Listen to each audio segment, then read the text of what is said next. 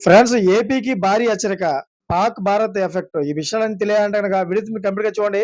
అప్పుడే మీకు complete information ఏంటో అర్థమవుతుంది. అదే విధంగా చాలామంది వీడియో చూస్తున్నారని లైక్‌ని కామెంట్ చేయట్లేదు. దయచేసి లైక్‌ని కామెంట్ చేయండి. లైక్‌ని కామెంట్ చేయడం వల్ల ఈ ఇన్ఫర్మేషన్ అంతా మనం చాలా మందికి తెలియజేసేవాళ్ళం అవుతాం. అదే విధంగా చాలామంది సబ్స్క్రైబ్ చేసుకోవడం మాత్రం మర్చిపోతున్నారు.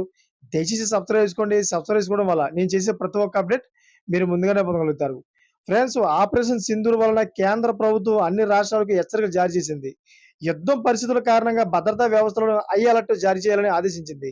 అంతేకాకుండా అనుమానిత వ్యక్తులు కనిపిస్తే ఉపేక్షించరాదని, అత్యవసర సేవలకు సెలవులు రద్దు చేయాలని, మెడిసిన్ సిద్ధం చేసుకోవాలని కోరింది.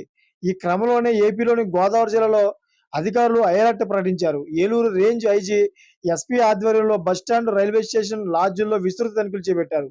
అనుమానాస్పద వాహనాలను సీజ్ చేస్తున్నారు. ఆధునిక సాంకేతిక డ్రోన్స్ అదేవిధంగా ఉపయోగించి పటిష్ట భద్రతా చర్యలు చేపట్టినట్లు ఎస్పీ ప్రకటించారు.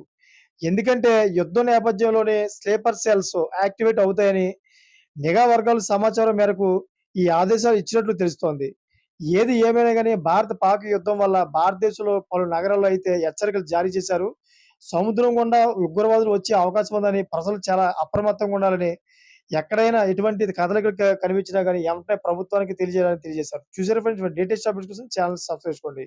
Thanks for watching friends.